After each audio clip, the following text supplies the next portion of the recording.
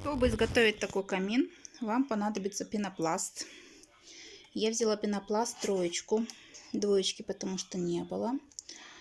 Берете 120 длина и ширина 30. Две штучки друг к другу склеиваете. По бокам нужно будет такие стеночки. Здесь 90 идут на 20 сантиметров. Потом схему я еще прикреплю. Получаются вот такие две Г-образные стороны. Затем они соединяются друг с другом. Получается перед камином. Друг с другом можно присоединить их зубочистками. Основание я заклеила клеем ПВА. Вот две Г-образные стороны я прицепила. Можно прицепить их с помощью зубочисток. Очень легко, то есть вбиваются как гвозди. Вот они. Нужно будет до конца воткнуть. Ну, половина камина почти готова. Мой камин на второй стадии. Мы прикрепили крышку, боковые части, заднюю стенку и обклали вот такими кирпичами из картона. Длина 16, ширина 6 сантиметров. Один кирпич мы делили пополам, и вот такая получилась кирпичная укладка. Боковые и фронтальная зона. Завтра будет покраска. Вот сегодня я перешла к покраске гуашью.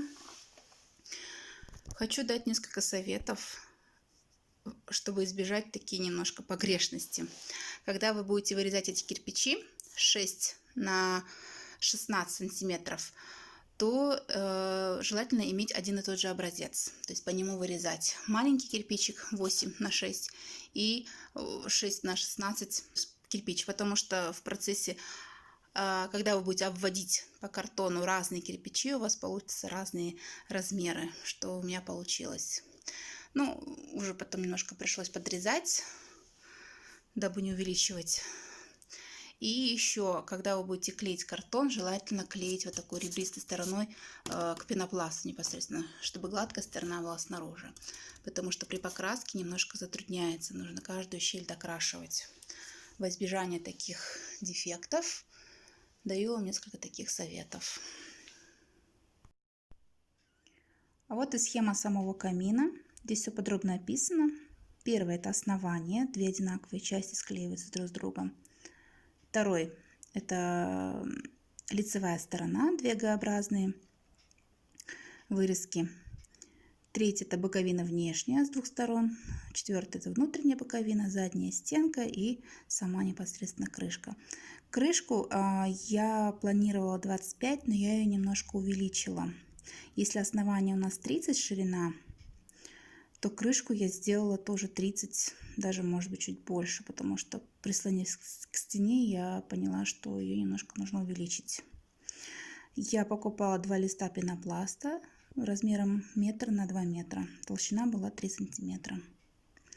И делала вот такой вот, до того, как работать с пенопластом, я сделала вот такой макет из бумаги, приблизительный, чтобы иметь представление, как это будет выглядеть со стороны, дабы не испортить пенопласт.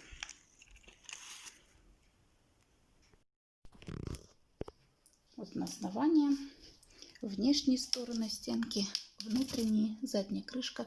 И про крышку я сама говорила, что она, в принципе, шириной почти как основание. Видите?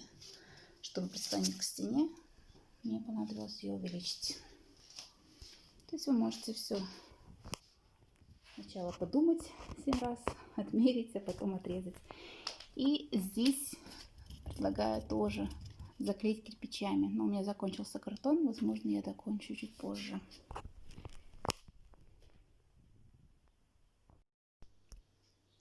Вот наш камин готов. Мы украсили декорациями то, что было дома. Повесили такие чулочки. Немножко собрали дети дров. Можно будет еще придумать туда гирлянду на батарейках, потому что рядом розетки никаких нет.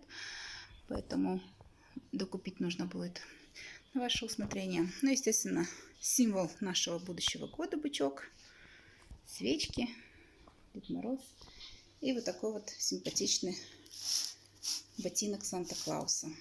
Если вам интересно, подписывайтесь на этот канал. Я расскажу об этом ботинке в следующем видео.